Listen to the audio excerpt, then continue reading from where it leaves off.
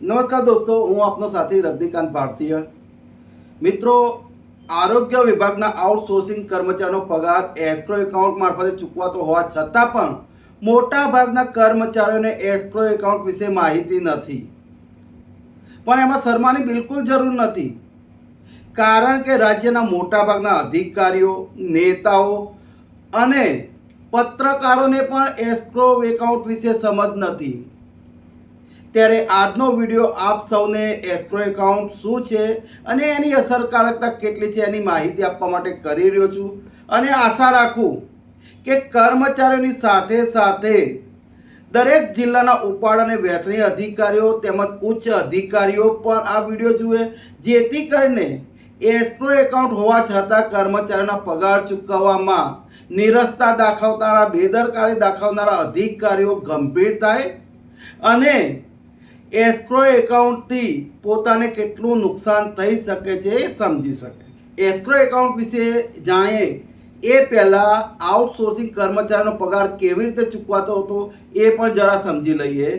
ગુજરાત સરકાર દ્વારા SC ST OB સમાજના યુવાનો આર્થિક પ્રગતિ ના કરે એ માટે અને ગરીબ કર્મચારીઓના પગારમાં ભ્રષ્ટાચાર કરી શકાય એટલા માટે વર્ગ ચાર્જની કાયમી ભરતી 2010માં બંધ કરી દીધી અને આ કર્મચારીની સેવા આઉટસોર્સિંગ મારફતે લેવાનું નક્કી કરવામાં આવ્યું.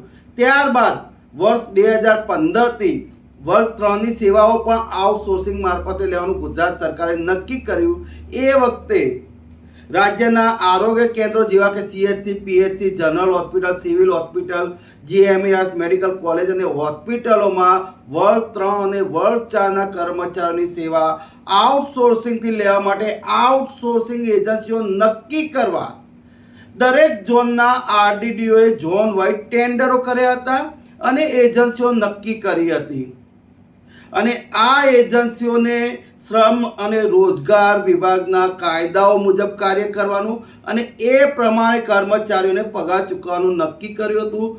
જેથી શ્રમ અને રોજગાર વિભાગ દ્વારા જ્યારે પણ લઘુત્તમ વેતન અથવા તો ભથ્થાઓમાં વધારો કરવામાં આવે તો એના આધારે દરેક ઝોનના RDDO બાયફર્ગેશન શીટ તૈયાર કરતા હતા. એટલે બાયફર્ગેશન શીટમાં જો તમને સમજણ ના પડી હોય તો જણાવી દઉં કે લઘુત્તમ વેતન કેટલું છે, કેટલું ભથ્થું ચૂકવાશે, EPF કેટલું કપાશે, ESIC કેટલું કપાશે, બોનસ કેટલું ચૂકવાશે, રજા પગાર કેટલો ચૂકવાશે, એજન્સીને GST કેટલો ચૂકવાશે, સેલ ટેક્સ કેટલો ચૂકવાશે અને મહેનતાણું કેટલું ચૂકવાશે એની શીટ RDDO તૈયાર કરી અને એમના હસ્તકના જિલ્લાઓના ઉપાડ અને વહેંચણી અધિકારીઓના શીટ મોકલતા હતા. એ પછી દર મહિને સંસ્થાઓના વડાઓ હાજરી પત્રકો એજન્સીને મોકલતા. એજન્સીએ હાજરી પત્રકોના આધારે એમનું બિલ બનાવતી અને એ બિલ ઉપાડ અને વહેંચણી અધિકારીઓને મોકલતા અને ત્યારબાદ ચેક અથવા તો ડાયરેક્ટ બેંક એકાઉન્ટમાં તમામ રકમ એજન્સીઓના ખાતામાં જમા થતી હતી. અને એ પછી એજન્સીઓ કેટલો રકમ કર્મચારીની ચૂકવવાની છે એ પોતાની રીતે નક્કી કરીને ડાયરેક્ટ કર્મચારીના ખાતામાં પગાર નાખતા હતા.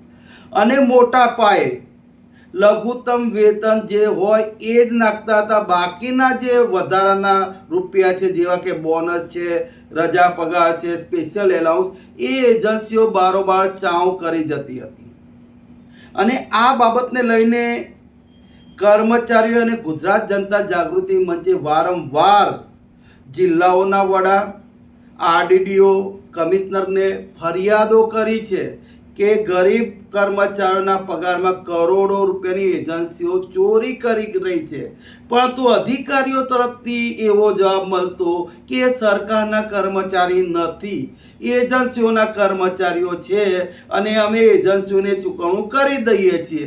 ટૂંકમાં સરકારી રૂપિયા હોવા છતાં પણ અધિકારીઓ બેદરકારી દાખવી અને એ ગરીબ આઉટસોર્સિંગ કર્મચારીના પગારમાં ચોરીઓ થવા દેતા હતા. પરંતુ આ બાબતે ગુજરાત જનતા જાગૃતિ મંચ દ્વારા ચલાવેલ આંદોલનના પગલે ગુજરાત સરકારે ઝૂકવું પડ્યું હતું. અને એ સમયના નાયબ મુખ્યમંત્રી નીતિનભાઈ પટેલે વિધાનસભામાં જાહેરાત કરી હતી કે આઉટસોર્સિંગ કર્મચારીનો પગારમાં થતી ચોરીઓ રોકવા માટે ગુજરાત સરકાર એસ્ક્રો એકાઉન્ટ લાવી રહી છે, જેથી કરીને પારદર્શિતા આવશે. અને એ આદેશના પગલે નવેમ્બર 2020માં આરોગ્ય કમિશનર દ્વારા આદેશ કરવામાં આવ્યો કે હવે પછી કર્મચારીનો પગાર એસ્ક્રો એકાઉન્ટ મારફતે જ ચૂકવવાનો થશે.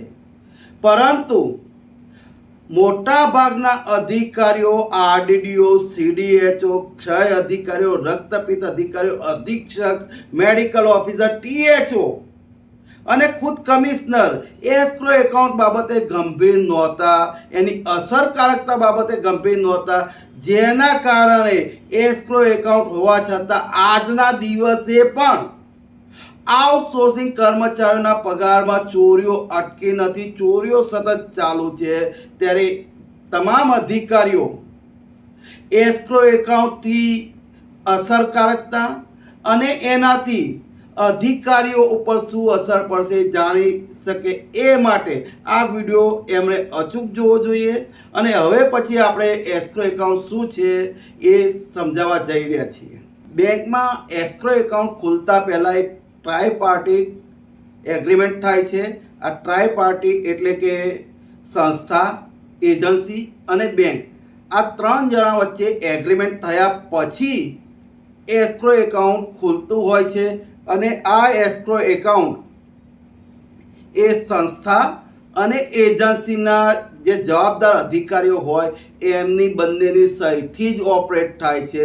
કોઈ પણ એકની સહી હોય તો એકાઉન્ટ ઓપરેટ થતું નથી. એટલે બે જણાની સહી જોઈએ. એક તો સંસ્થાના જવાબદાર અધિકારી, એટલે માની લો કે જિલ્લા પંચાયત છે તો એના ઉપાડ અને વહેંચણી અધિકારી મુખ્ય જિલ્લા આરોગ્ય અધિકારી હોય છે. અને એજન્સી દ્વારા જે પણ માસ નક્કી કરવામાં આવ્યો હોય એની સહી હોય છે. અને આ બંનેની સહીથી જ તમામ ચૂકવણા એસ્ક્રો એકાઉન્ટ મારફતે બેંક કરતી હોય છે. એસ્ક્રો એકાઉન્ટ ખુલી ગયા પછી કર્મચારીઓને ચૂકવણા કેવી રીતે થશે? તો અગાઉની જેમ જ સંસ્થાના વડા એટલે જિલ્લા પંચાયત છે તો સીડીએચઓ ઉપાડ અને વહેંચણી અધિકારી કહેવાય એ હાજરી પત્રકો એજન્સીને મોકલશે. અને આ હાજરી પત્રકોના આધારે એજન્સી બિલ તૈયાર કરશે, તેમજ બાયફર્કેશન શીટ પણ બનાવશે કે એમાં કર્મચારીઓને કેટલા ચૂકવવાના થાય અને એજન્સીને કેટલા ચૂકવવાના થાય એ પાછું સીડીએચઓને મોકલશે. સીડીએચઓ એ બાયફર્કેશન શીટ ચેક કરશે. એમાં જો કર્મચારીઓને ચૂકવણા યોગ્ય છે અને એજન્સીને ચૂકવણા યોગ્ય છે તો એના આધારે જે બિલ એજન્સીએ મૂક્યું છે એ મંજૂર કરશે અને એસ્ક્રો એકાઉન્ટમાં એ રકમ ચેક અથવા તો ડાયરેક્ટ ઓનલાઈન પેમેન્ટ દ્વારા જમા કરાવશે. આ રકમ જમા થઈ ગયા બાદ એજન્સીએ પેમેન્ટ શીટ જે બેંકને મોકલવાની હોય એ સીડીએચઓને એટલે કે ઉપાડ અને વહેંચણી અધિકારીને સહી કરવા માટે મોકલશે. અને આ પેમેન્ટ શીટમાં કર્મચારીનું નામ, એનો બેંક એકાઉન્ટ નંબર અને એને રૂપિયા કેટલા ચૂકવવાના છે એની વિગતો હશે. સાથે સાથે એજન્સીનું અલગ બેંક એકાઉન્ટ હશે એની વિગતો અને એજન્સીને કેટલા રૂપિયા ચૂકવવાના થાય છે એટલે કે જીએસટી હોય, ઈપીએફ હોય, ઈએસઆઈસી હોય, એજન્સીનું મહેનતાણ હોય એ પેટે કેટલી રકમ ચૂકવવાની થાય છે એની વિગતો હશે. અને આ વિગતો ચકાસ્યા પછી સીડીએચઓ અથવા ઉપાડ અને વહેંચણી અધિકારી એ પેમેન્ટ શીટમાં સહી કરી અને એજન્સીને મોકલશે. જો એને યોગ્ય ના લાગે સીડીએચઓને તો એ સહી કરશે નહીં, સુધારવા માટે પાછી મોકલશે. પણ જો એમને યોગ્ય લાગે છે તો સહી કરી અને એજન્સીને મોકલશે. ત્યારબાદ એજન્સીની પણ સહી એમાં આવશે અને એ પેમેન્ટ શીટ બેંકને આપવામાં આવશે અને બેંક એ પેમેન્ટ શીટના આધારે કર્મચારીઓના ખાતામાં રૂપિયા ચૂકવશે. તેમજ એજન્સીઓ જે લેવાની રકમ છે એ એવું નથી કે એસ્ક્રો એકાઉન્ટમાંથી એજન્સી બારોબાર ઉપાડી શકે. ના, એસ્ક્રો એકાઉન્ટ મારફતે એજન્સીએ જે પોતાનો અલગ એકાઉન્ટ નંબર આપ્યો છે એમાં એસ્ક્રો એકાઉન્ટથી જ એ પેમેન્ટ એજન્સીને થશે.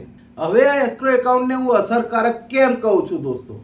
તો એસ્ક્રો એકાઉન્ટ અસરકારક એટલા માટે છે કે જે રૂપિયા ચૂકવવામાં આવે છે કર્મચારીઓના પગાર પેટે તેમજ એજન્સીને એના મહેનતાણા અને બીજા અન્ય ચૂકવણા બાબતે, તો એ રૂપિયા ચૂકવવાની જવાબદારી હવેથી અધિકારીની બને છે, ઉપાડ અને વહેંચણી અધિકારીની બને છે. કારણ કે સરકારી નાણાં છે, તો સરકારી નાણાં ખોટી જગ્યાએ ના જાય એ જોવાની જવાબદારી ઉપાડ અને વહેંચણી અધિકારીઓની બને છે. હવે એજન્સીઓ તો વર્ષોથી ભ્રષ્ટાચાર કરતી આવી છે, ચોરીઓ કરતી આવી છે, એટલે એ લોકો બાયફર્ગેશન સીટ અને પેમેન્ટ સીટ મોકલે છે. એમાં બોનસની રકમ, રજા, પગાર જે કર્મચારીને ચૂકવવા માટે આદેશો થયેલા છે, એમ છતાં એજન્સીઓ એસ્ક્રો એકાઉન્ટ મારફતે પોતાના ખાતામાં નખાવે છે અને અધિકારીઓ કાં તો પોતે ભ્રષ્ટાચારમાં સામેલ છે, એજન્સીઓ પાસેથી કટકી કરી રહ્યા છે, અથવા તો અજાણતા એમાં ભોગ બની રહ્યા છે, હિસ્સો બની રહ્યા છે અને સહી કરી અને કંઈ સમજ્યા વિના કર્મચારીના હકના રૂપિયા એજન્સીઓને ચૂકવી રહ્યા છે. ત્યારે જ્યારે પણ આ વિશે ફરિયાદ થાય તો ઓન રેકોર્ડ ભ્રષ્ટાચાર અધિકારીની સહીથી થયો છે એ સીધે સીધું પુરવાર થઈ જાય. ત્યારે ભ્રષ્ટાચારમાં સામેલ હોવા બદલ જે તે ઉપાડ અને વહેંચણી અધિકારી અથવા તો CDHO અથવા તો RDD અથવા તો રક્તપિત્ત અધિકારી અથવા તો ક્ષય અધિકારી અથવા તો સુપ્રિન્ટેન્ડન્ટ ઉપર ફોજદારી ગુનો પણ દાખલ થઈ શકે છે, એમની નોકરી પણ જઈ શકે છે.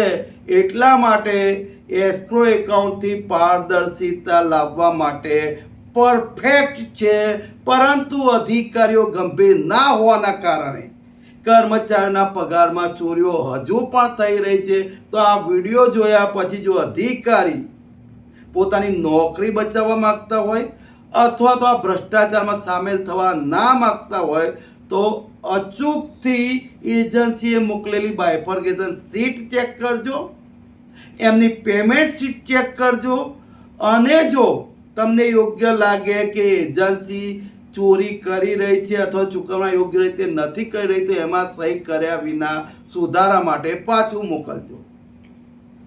અગાઉ પણ ઘણા અધિકારીઓ આવી રીતે વિરોધ કરી ચૂક્યા છે અને જેના કારણે એમણે પેમેન્ટ સીટ પર સહી કરી નથી. એટલા માટે કર્મચારીઓના કરોડો રૂપિયા હજુ પણ એસ્ક્રો એકાઉન્ટમાં જમા છે. કારણ કે એસ્ક્રો એકાઉન્ટનું આ જ કામ છે કે જ્યારે અધિકારી અને એજન્સીઓ વચ્ચે વિવાદ થાય અને કોઈ પણ એક વ્યક્તિ સહી કરવાની ના પાડે તો એ રૂપિયા એસ્ક્રો એકાઉન્ટમાં સલામત રહે. ના તો અધિકારી ઉપાડી શકે કે ના એજન્સીવાળા ઉપાડી શકે કે ના કર્મચારીને ચૂકવાય. જ્યાં સુધી એ વિવાદનો અંત ના આવે અને બંને જણા સહી ના કરે ત્યાં સુધી એ રૂપિયા એસ્ક્રો એકાઉન્ટમાં જમા રહે છે. આશા રાખું કે આઉટસોર્સિંગથી ફરજ બજાવતા મારા ભાઈઓ અને બહેનો આ વિડીયોથી એસ્ક્રો એકાઉન્ટની ગંભીરતાને સમજી ગયા હશે અને એસ્ક્રો એકાઉન્ટથી જો તમારા ખાતામાં પગાર ચૂકવાઈ રહ્યો છે તો કોઈની પણ તાકાત નથી કે તમારા હકના રૂપિયામાં એક રૂપિયાની પણ ચોરી કરી શકે. અને જો ચોરીઓ થઈ છે તો એ તમામ રૂપિયા તમને પાછા મળી શકે એમ છે. પરંતુ જરૂર છે તમારે સંગઠિત થવાની, જાગૃત થવાની અને પોતાના હક માટે સાથે મળીને અવાજ ઉઠાવવાની. સાથે સાથે અધિકારીઓને પણ સમજમાં આવી ગયો છે કે હવે પહેલાં જેવી લાલિયાવાડી નહીં ચાલે. એસ્ક્રો એકાઉન્ટથી પગાર અથવા તો ભથ્થા ચૂકવવામાં તમે સહેજ પણ બેદરકારી દાખવી તો તમારી નોકરી પણ જોખમમાં મુકાઈ શકે છે. જો આ વિડીયો તમને ઉપયોગકારક લાગતો હોય તો તમામ આઉટસોર્સિંગથી ફરજ બજાવતા કર્મચારીઓ સુધી આ વિડીયો પહોંચાડો, જેથી કરીને આપણે વધુમાં વધુ કર્મચારીઓને એમના હક પ્રત્યે જાગૃત કરી શકીએ. જય હિન્દ, જય ભારત, જય સંવિધાન, જય જોહાર.